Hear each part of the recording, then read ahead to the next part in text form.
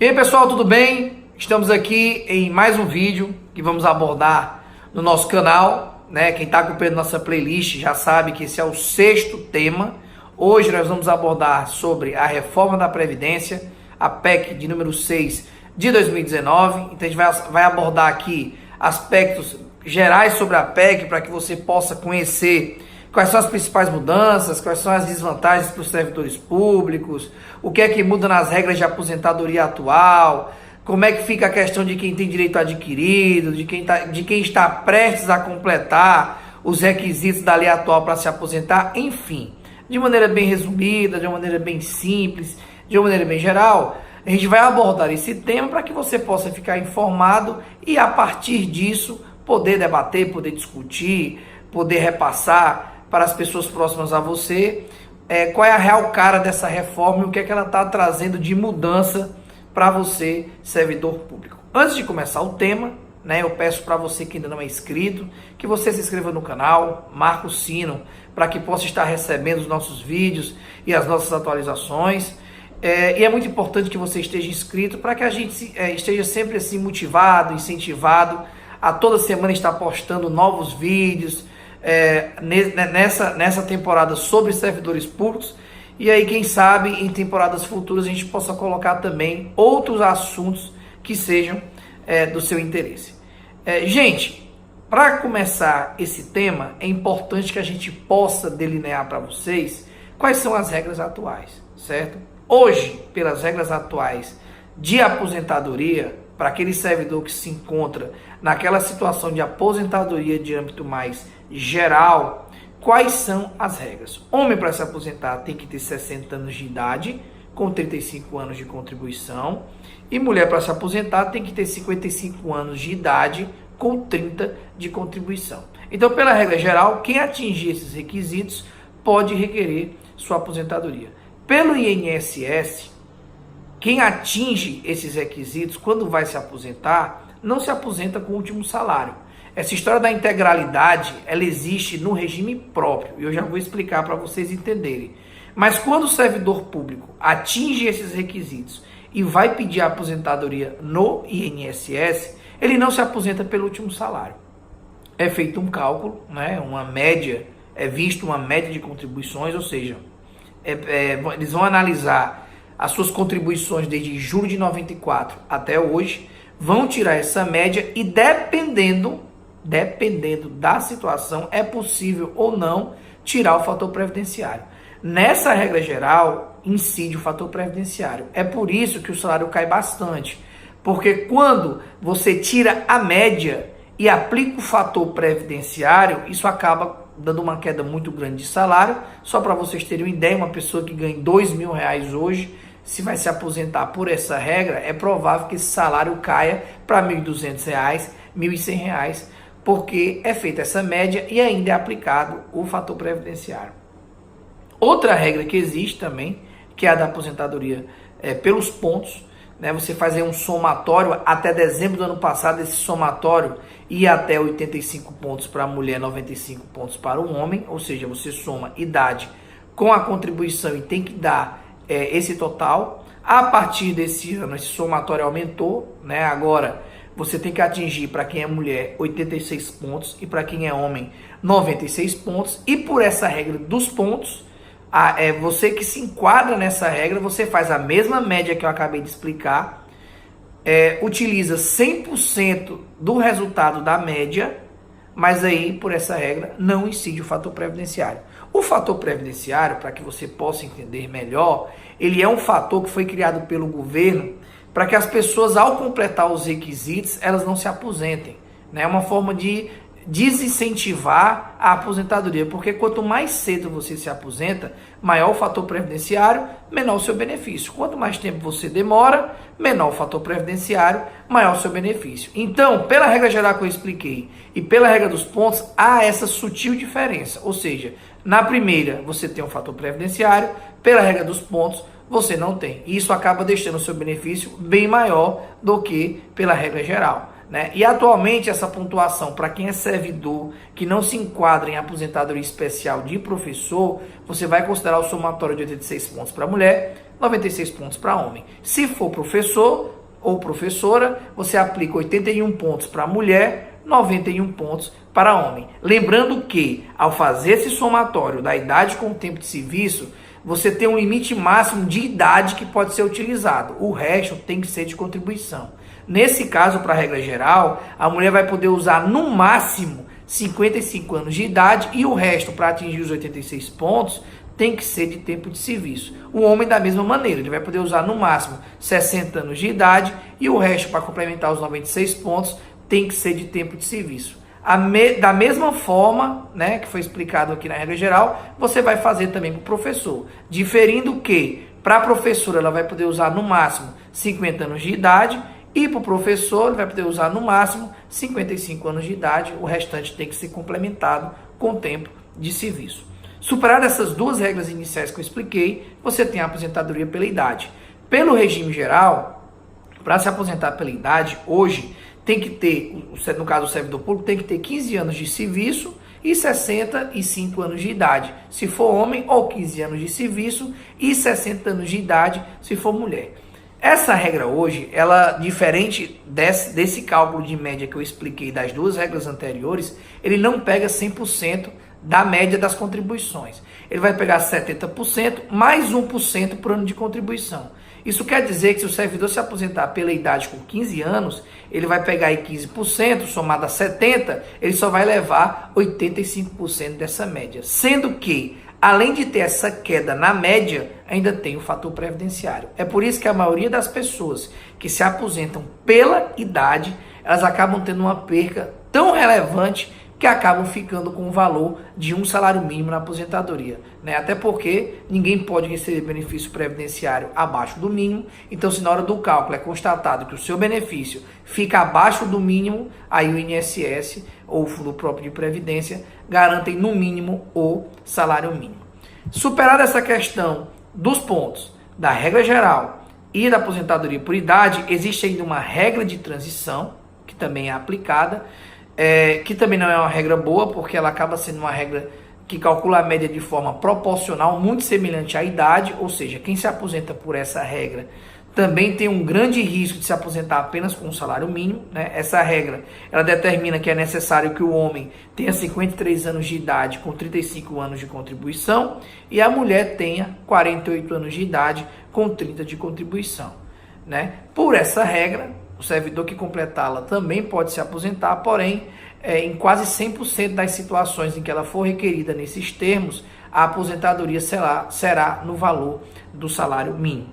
Tem outra regra também que acontece no INSS, que as pessoas se aposentam, e aí se aplica mais para professor, independente da idade, professora se aposenta com 25 anos de contribuição, homem se aposenta com 30 anos de contribuição. Porém, por essa regra que eu estou falando, o valor do benefício também será de um salário mínimo, então não vale muito a pena para quem ganha acima de um salário, certo, gente? E aí, superadas essas explicações, né, a gente fecha esses requisitos atuais colocando a aposentadoria especial para quem trabalha em ambiente insalubre. Hoje, para a maioria dos servidores públicos municipais, independente da idade, que tenha 25 anos de serviço, pode também requerer sua aposentadoria, justamente porque esse servidor está trabalhando em um ambiente diferenciado, que expõe a sua saúde, né? Ele está lidando com algum agente biológico, e as pessoas que trabalham 25 anos em locais insalubres, que recebam o adicional de insalubridade, têm direito a se aposentar por essa regra.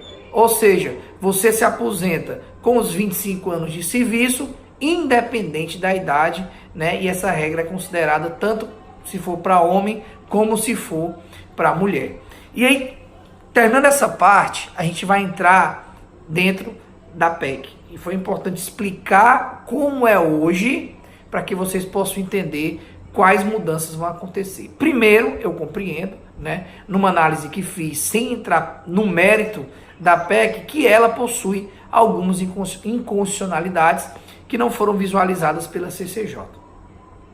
Vocês viram que houve uma discussão aí na Câmara, eu achei uma discussão um pouco rasteira comparada à questão da constitucionalidade que poderia ter sido analisada, e aí eu posso constatar, algumas inconstitucionalidades que poderiam ter sido percebidas na discussão da CCJ. Primeiro, uma inconstitucionalidade que eu percebo aí vai ser mais uma inconstitucionalidade formal. Eu acredito que o fato dos sindicatos e dos trabalhadores não terem sido consultados antes da proposta, não ter sido formado um grupo de estudo ou um grupo colegiado que pudesse estudar a proposta, e após esse estudo e participação dos trabalhadores, a PEC ter sido construída e apresentada, para mim, viola o artigo 10 da Constituição, que diz que é assegurada a participação dos trabalhadores e empregadores nos colegiados de órgão público, que discutam seus interesses profissionais, principalmente interesses ligados à Previdência. Isso está de forma bem clara no artigo 10. O que a gente percebe é que essa PEC ela foi apresentada de forma unilateral pelo governo, sem que houvesse a participação dos trabalhadores, né? Eu também acredito, né, pelos requisitos que a PEC está exigindo, praticamente a aposentadoria está sendo acabada, porque o que a gente percebe é um aumento muito grande nos requisitos, né, sem considerar alguns fatos que deveriam ter sido ponderados pelo governo, que eu vou explicar um pouco mais à frente. E para mim, o fato de você criar uma PEC que faz uma reforma da Previdência, em que você praticamente acaba com a aposentadoria, você viola aí de forma clara o artigo 93 da Constituição Federal, que trata da ordem social e coloca como direito fundamental, e aí você casa junto a esse artigo, o artigo 6º, artigo 7º da Constituição, no caso, a aposentadoria, né? Você aí está atingindo de forma reflexa o direito à aposentadoria na medida em que você cria e estabelece requisitos que a longo prazo não são justos, não são morais, porque você contribui bastante, você trabalha bastante, e aí no momento que você precisa do Estado para garantir a sua previdência, a sua aposentadoria, a resposta que você tem, ela é desproporcional ao tempo que você presta essa contribuição.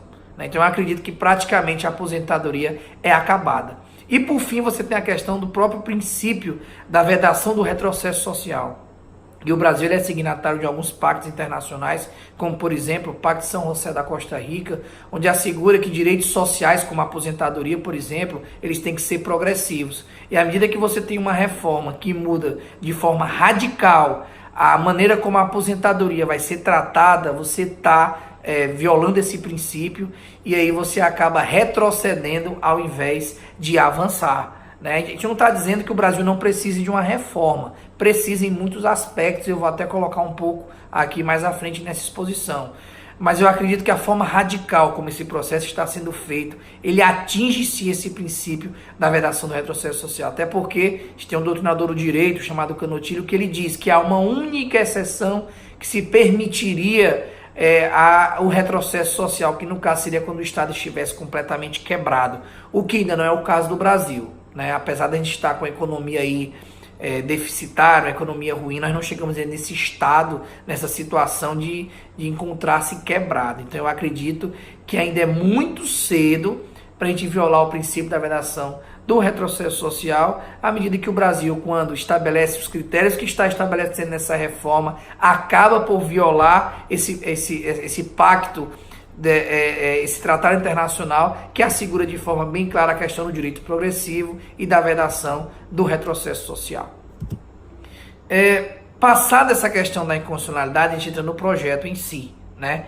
E aí o projeto ele não mexe apenas com os requisitos da aposentadoria, né? Primeiro, ele vai mexer com a questão da acumulação da aposentadoria com carga em atividade, que hoje é possível que um servidor vinculado ao INSS, ele possa se aposentar e continuar trabalhando. A reforma, ela praticamente acaba com isso, inclusive nós temos um vídeo nosso que aborda esse tema, né, que diz que existe esse direito do servidor vinculado ao INSS de se aposentar e continuar trabalhando. A PEC praticamente acaba com isso. O salário família também, ele sofre um duro ataque, uma vez que, por exemplo, hoje, atualmente, quem ganha o valor de R$ 907 recebe um salário família de até R$ 46,54. Quem ganha até R$ 1.364 recebe um salário de família de R$ 32,80 por dependente, e a PEC ela vem alterar completamente essa regra, garantindo o salário família somente para aquelas pessoas que ganhe até um salário mínimo. Atualmente, por exemplo, só teria direito ao salário família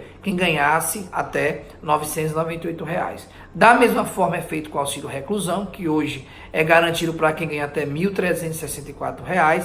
Com a PEC, só teria direito ao auxílio reclusão aquele servidor que ganhasse até R$ 998. O PIS/PASEP também é atingido hoje para quem ganha até 2 salários mínimos e está cadastrado por no mínimo 5 anos, tem direito a receber um salário mínimo por ano, que é o chamado PIS/PASEP, dependendo do vínculo do servidor, se é seletista ou estatutário, mas tem esse direito. E a partir da PEC só vai ter direito à questão do PIS/PASEP quem receber até um salário mínimo, que no caso é R$ 998. Você também tem a questão do BPC, né, que é o benefício de prestação continuada, que é garantido para aquelas pessoas que encontram em situação de miserabilidade, né? Atualmente é o valor de um salário sem 13º a partir dos 65 anos. Com a mudança da PEC, esse valor cairia para R$ 400, né, no caso para 60 anos, e para você conseguir o valor integral que é pago hoje, que é o mínimo para 65, esse idoso teria que ter 70 anos de idade, né? O que é ruim, porque você permitir que haja uma opção para que o idoso peça o BPC ganhando apenas R$ 400, você vai estar gerando uma situação de miserabilidade, né? Hoje, com o salário mínimo, já é um valor muito aquém do que deveria. Então, se você cria essa possibilidade de pagar apenas R$ 400, nenhum idoso que esteja em necessidade vai esperar até os 70 anos para pedir um salário. E aí isso é muito ruim, porque você está criando uma regra que diminui um benefício assistencial, no caso o BPC, que não poderia sofrer nenhum tipo de mudança, até porque o BPC é garantido para quem está em situação de miséria, né? E se você oferece um BPC menor do que já é pago hoje, você está sim tendo um retrocesso. Fora essas mudanças, nessas vantagens que estão paralelas à aposentadoria, você também tem uma limitação na questão da regra de acumulação de benefícios, né? Hoje, você pode acumular 2 benefícios se estiver enquadrado nas situações que permite acúmulo de cargo público. Então, se você pode acumular na atividade 2 cargos de professor, um cargo de professor com técnico ou nível superior, ou 2 cargos de nível médio, técnico superior na área da saúde, do mesmo modo, você pode se aposentar também acumulando aposentadorias, ou então acumulando benefícios previdenciários, como por exemplo, uma aposentadoria e uma pensão. Nesse caso, se hoje você pode acumular os 2 sem ter perca em nenhum deles, pela PEC você vai passar a ter perca. Por quê? Dependendo de quanto se paga, dependendo de quanto é o valor do benefício, você pode acabar ficando com 100% do maior, com 80% do segundo, se for até um salário. Você pode ficar com 60%, com 100% do maior e 60% do segundo, se for até 2 salários. Você pode ficar com 100% do maior, com 40% se for até 3 salários, ou, e aí seria a última opção, você pode acumular 100% do maior e 20% do outro benefício, se for até 4 salários. Sendo acima de 4 salários, você não pode acumular em hipótese alguma. Isso é um regresso, um retrocesso muito grande, porque hoje, como eu expliquei, se você tiver 2 benefícios, seja na questão da acumulação de cargo público, seja na questão da aposentadoria com a pensão, você pode acumular os 2 sem ter perca nenhum nem em outro, né? A PEC também introduz o regime de capitalização, né, que vai ser regulamentado por lei complementar. Ao meu ver, o Brasil não está preparado para esse tipo de sistema, até porque para você ter um regime de capitalização rentável, a maioria dos trabalhadores deveriam ter salários maiores do que são pagos hoje, né? Hoje a gente tem aí em média que a maior parte dos trabalhadores no Brasil recebem o salário mínimo. Então, para você capitalizar um valor calculado de contribuição previdenciária acima do mínimo, acaba não sendo tão rentável como deveria, sem falar que o regime de capitalização, diferente do regime de repartição que nós temos hoje, ele não garante ao servidor uma aposentadoria vitalícia. No caso, o servidor vinculado ao regime de capitalização, ele vai receber a aposentadoria pelo tempo que ele contribuiu. Então, se ele contribuiu 25 anos, ele vai receber aquela aposentadoria por 25 anos. Então, se ele se aposenta, vamos dizer que um homem com 65 anos e com 20 anos de contribuição, 25 anos de contribuição, ele vai receber somente por aqueles 25 anos. Terminou os 25 anos, ele para de receber. Hoje, pelo sistema de repartição, esses salários são pagos de forma vitalícia até que o servidor faleça, ou seja, mesmo que passe o tempo que o servidor contribuiu, ele continua recebendo. Uma outra questão, e aí talvez seja uma das poucas vantagens desse projeto, é a questão da alíquota de contribuição. Realmente, de fato, há uma redução nas alíquotas, né? Analisando bem a proposta que foi feita na PEC, se a gente for para o regime geral primeiro, a gente verifica que há uma tabela de alíquota que estabelece que até R$ 998 a alíquota é de 7,5%. Hoje essas alíquotas elas são divididas de três maneiras. Se de um salário até 1.751, o valor é de 8%. Um salário até 2.919, esse valor vai até 9%. E um salário até 5.839,45, esse valor é de 11%. Pela nova tabela, até R$ 998, esse valor seria de 7,5%. Ganhou acima de R$ 998, por exemplo, o servidor ganhou R$ 2.000. Você faz um cálculo primeiro de 7,5% em cima de 998, separa dos 2.000 e o que sobra dos 2.000 aí você aplica a segunda alíquota, que no caso da proposta, por exemplo, seria de 8,25%. Quando você separa R$ 998 com 7,5% e o restante você aplica 8,25%, e aí você verifica que de fato esse servidor que ganha R$ 2.000 pela PEC estaria contribuindo num percentual menor do que ele paga hoje, que no caso de R$ 2.000 seria 8%. No caso desse servidor, pela nova regra, ele acabaria pagando um valor inferior a 8%, né? Lembrando que essa tabela ela só vai ser aplicada para o regime próprio se o regime próprio estiver deficitário. Se o regime próprio não estiver deficitário, aplica aquela alíquota normal, geralmente de 14%. Né? Então, essa tabela progressiva de alíquota previdenciária, ela se aplica no INSS e pode ser aplicada no regime próprio se ele encontrasse deficitário. No regime próprio também podem ter alíquotas superiores, né? Podem ser criadas, a PEC permite que, se o fundo estiver deficitário, sejam criadas contribuições extraordinárias. A PEC ela também altera um pouco a questão da competência da Justiça Federal, né? Hoje, onde você não tem vara da Justiça Federal, você pode entrar com uma ação contra o INSS na comarca da sua cidade, né? Mesmo que ela seja de jurisdição estadual, ou seja, se ela for uma comarca vinculada à Justiça Estadual, você pode mover uma ação contra o INSS. Pela PEC é criada uma regra de que a questão de você federalizar, digamos assim, a justiça local só vai ser possível se não tiver uma justiça federal pelo menos a 100 quilômetros, né? Então, se não houver uma comarca federal próxima em um raio de 100 quilômetros, é que você vai poder entrar na justiça estadual, né? Se houver, aí você já não vai mais poder entrar na justiça estadual, você vai ter que entrar com uma ação na justiça federal, e aí você está criando uma limitação na jurisdição de forma totalmente desnecessária, uma vez que esse sistema hoje ele não gera nenhum tipo de despesa para o INSS, né? No caso, esse sistema ele foi criado justamente para ajudar aquelas pessoas que são mais idosas e tem que se deslocar para a Justiça Federal, né? Então você vai estar tirando aí, vamos dizer assim, uma prerrogativa que essas pessoas tinham de entrar na sua cidade contra o INSS. Outra mudança que é radical também é em relação ao cálculo da média, né? Como eu expliquei aqui no início, o cálculo hoje ele é feito pegando as médias de contribuições de julho de 94 até agora, né? E em cima desse cálculo você tira ali 100% da média. Pela PEC já não vai ser mais dessa forma. Na verdade, você vai pegar aí apenas 60%. E o que exceder de 20 anos, para cada ano que exceder, você vai acrescer esse percentual em 2%. De forma resumida, se você se aposenta com 20 anos de contribuição, é feito a média e dessa média você vai tirar 40%, ou seja, só vai aproveitar 60% da média.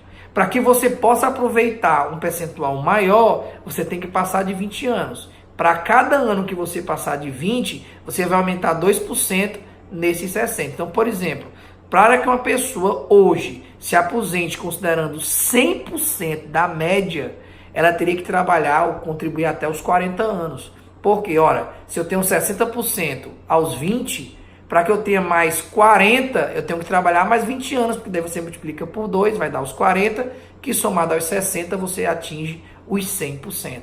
Hoje é 100% e isso não existe essa progressão, não existe esse percentual que vai aumentando, e a partir da PEC aí sim existiria, ou seja, para que você possa aproveitar de forma integral a média de suas contribuições, você teria que completar em um tempo de 40 anos de serviço. Há uma regra de transição, e é importante colocar essa regra de transição porque toda e qualquer mudança que acontece na lei, ela tem que estabelecer ali uma regra transitória para aqueles que possuem expectativa de direito. O que é expectativa de direito?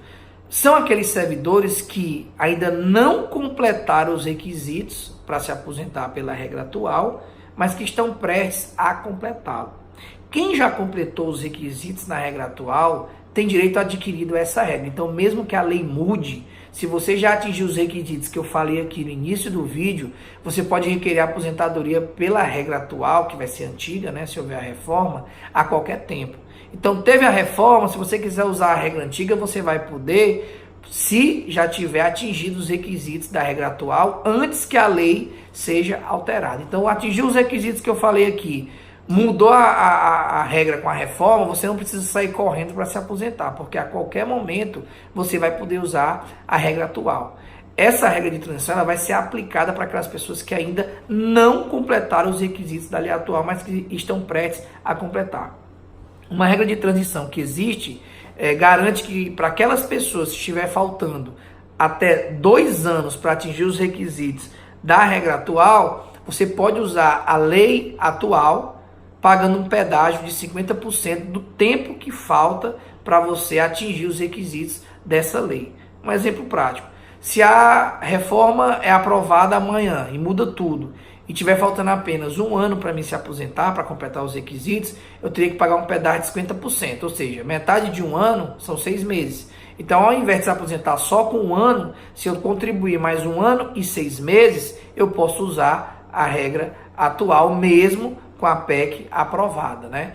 Essa regra de transição eu acho ela muito limitada, porque ela poderia ser maior, poderia ter um período maior, né? Eu acho que você colocar apenas 2 anos, você está sendo muito cruel com outras pessoas que estiverem faltando aí 3, 4 anos, então eu não acho ela razoável, eu acho que ela acaba excluindo muita gente, né? Mas pela regra da PEC, quem tiver dentro desses 2 anos pode optar pela regra atual, pagando esse pedágio de 50%, né?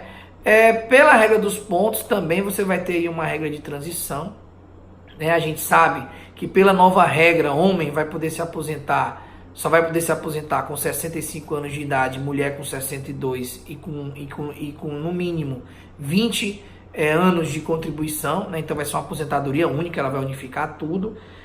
E como hoje nós temos uma regra um pouco diferenciada, como eu expliquei no início, no caso essa regra iria aumentando, né? Se você tem hoje a regra dos 65 anos de idade homem, 60 anos de idade mulher, com 15 anos de serviço para ambos pelo INSS e 10 anos de serviço pelo regime próprio, a partir da regra de transição se aumentariam 6 meses para cada ano que passasse. Então, por exemplo, em 2009, se a PEC for aprovada, continuaria dessa maneira, mas a partir de 2020 você aumentaria aí 6 meses nos requisitos, né? Então, você aumentaria 6 meses para a questão da idade e 6 meses para a contribuição.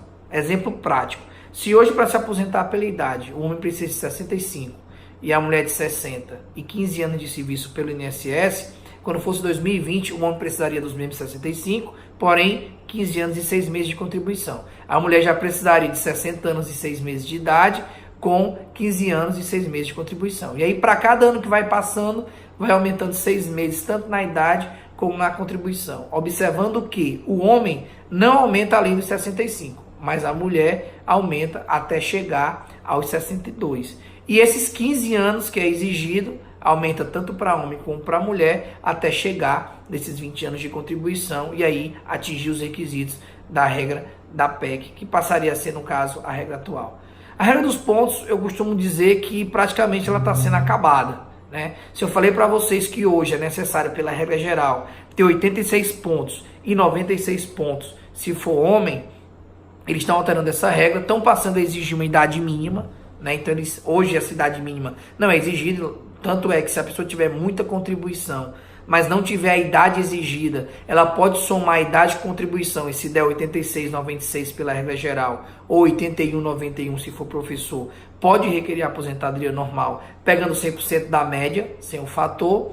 Pela regra da reforma, que é uma regra de transição, não seria 100% da média, seria aqueles mesmos 60% que eu expliquei, ou seja, se tiver 20 anos, 60%, mais 2% para cada ano que passe de 20, então se for 25 anos, por exemplo, 5 vezes 2, 10%, mais 60, 70%. Isso aí já derruba bastante a regra dos pontos, fora que todos os anos, começando em 2020, 2021, 2022, para cada ano você aumentaria esses pontos. Então eu acabaria dificultando, porque, por exemplo, se hoje eu estou faltando apenas um ponto para atingir 96 pontos, e aí próximo ano aumenta um ponto, eu nunca vou conseguir alcançar aquele ponto. Então, o que estão fazendo com a regra dos pontos é praticamente acabando essa regra, porque você nunca vai conseguir alcançar os pontos, uma vez que, pela regra de transição, todos os anos, esses pontos eles vão aí aumentando, né? Para aposentadoria especial também a regra de transição ela é muito ruim, né? Como eu expliquei no início, hoje você que trabalha em ambiente insalubre pode se aposentar com 25 anos, independente da idade, porém a partir dessa regra de transição, para se aposentar teria que ter no mínimo 61 anos de idade, né? E esse valor, esse requisito da idade, ele vai aumentando para cada ano a partir de 2020, o que é inviável, porque se você vai exigir de uma pessoa que trabalha em ambiente insalubre, no mínimo 61 anos de idade, aí realmente é algo muito desproporcional, porque se você tem por fundamento que a pessoa que trabalha em ambiente insalubre se aposenta porque a sua exposição a agentes biológicos, no caso, é maior do que alguém que trabalha em um local que não há esses agentes, você acaba tendo aí um contrassenso, porque se a pessoa tinha que se aposentar mais cedo por causa da exposição, qual é o sentido de manter os 25 anos, digamos assim, porém exigir 61 anos de idade? Então, a aposentadoria especial, assim como a regra de pontos, ela acaba tendo uma regra de transição muito questionável e muito desproporcional. Superadas as regras de transição, a gente entra na regra nova, que é o que já deu uma pincelada de maneira geral, onde as regras de aposentadoria serão unificadas, e aí vai ter um único critério, e essa regra nova ela vai ser aplicada única e exclusivamente para as pessoas que entrarem no serviço público a partir da publicação da PEC. Nessas regras, como eu falei, regra geral, homem será exigido 65 anos de idade e da mulher será exigido 62, com 20 anos de contribuição, né? Colocando aquela regra do cálculo da média, que não será mais de 100%, mais de 60%, e para aumentar acima de 60%, para cada ano que passar de 20%, você acresce 2%. Né? E aí, como eu já expliquei, para que você possa utilizar 100% da média, você teria que trabalhar aí 40 anos para integralizar 100%, como é feito hoje. Né? Para os professores, e aí eu acho que é onde existe a perca maior para a mulher, né? Você tem aí uma unificação da idade, então independente de ser homem ou mulher, passa a se exigir 60 anos de idade com 30 de contribuição, né? No INSS, como eu falei aqui num dos exemplos no início, não havia essa exigência da idade para aquela regra dos 25, 30, se aposentando com salário mínimo, porém isso vai ser unificado. Então a única regra para o professor que vai existir é dos 60 anos de idade, independente de ser homem ou mulher, com 30 de contribuição. Então eu acredito que nessa PEC quem mais perde com ela é a professora mulher, porque se antes bastava ter os 50 anos de idade com os 25 de serviço, com a PEC o que vai ser exigido no mínimo 60 anos de idade com 30 de contribuição. Então só na questão da contribuição já aumenta 5, na questão da idade aumentam 10 anos. A aposentadoria especial também perde, né? Continua aquela regra dos 15, 20, 25 no serviço público municipal. Geralmente o critério que se adota é o dos 25 anos de serviço, porém vai passar a ser exigido no mínimo 60 anos de idade, o que hoje não é exigido. E como eu já falei, eu não acho uma regra proporcional, porque quem trabalha em ambiente insalubre não poderia ser exigido uma idade de 60 anos, como que é a PEC, né? Em relação às pensões também, né, hoje nós temos um impacto muito grande, né, porque antes o pensionista ele recebia 100% do benefício do cônjuge, mais 70% do que superar o teto, né? Então vamos arredondar, colocar que o teto seja no valor de 5.800. Se o cônjuge recebia 7.000, se recebia 5.800 do teto, mais 70% do valor que passa do teto, né? Com a nova regra você vai criar uma limitação muito grande, porque vai ser considerado aí não 100%, mas 60% do que o cônjuge ganha, mais 10% por dependente até o limite de 4 filhos. Né? Então, para que você tenha os 100% que é pago hoje até o limite do teto, essa família teria que ter um cônjuge mais 4 filhos, porque daí seria 60% do cônjuge, mais 40% dos filhos. O que é uma perca muito grande, porque comparando a regra atual com a regra nova, para quem for requerer a pensão por morte, vai ter aí uma perca de 40% comparado aos 100% que é pago hoje, né? A invalidez permanente, ela também tem uma mudança, né? Porque aí você vai aplicar essa nova regra da média, da mesma forma que eu expliquei para a aposentadoria única e para as regras de transições, você vai considerar aí 60% da média, mesmo no caso de invalidez, mais 2% por ano de que passar 20 anos. Então, por exemplo, se a pessoa sofre ali algum acidente, alguma coisa que a impossibilite de trabalhar com 25 anos de serviço, ela iria se aposentar com uma média de 20 anos, mais 10%, né, dos 5% que passa. Então, essa pessoa ela perderia praticamente 30% das médias de contribuições que ela tiver. O que não acontece hoje, porque, como eu já disse, atualmente você utiliza 100% da média, né? Temos também algumas mudanças ligadas aos trabalhadores rurais, aos policiais civis e federais, mas como são categorias que estão mais no âmbito fora do serviço público municipal, que é o foco aqui dessa exposição, a gente vai acabar não explicando, porque aí já vai para uma questão mais relacionada ao Estado, a questão de regime próprio de previdência e aos trabalhadores rurais que não se enquadram na aposentadoria urbana, né? E aí, gente, para vocês verem que o tema é bem abrangente, mas a gente já está quase encerrando, eu acho que é o maior vídeo que a gente tem no canal, mas para encerrar, as principais causas do déficit, né, e as possíveis soluções existem, né? Então não é legal a gente apenas criticar, mas é legal também a gente apontar o que é que causou o déficit atual, e o déficit que a gente fala não quer dizer que a Previdência não tenha dinheiro para pagar seus benefícios, ela tem, ela não está deficitária. Déficit que a gente fala é aquilo que ela deveria ter a mais e não tem.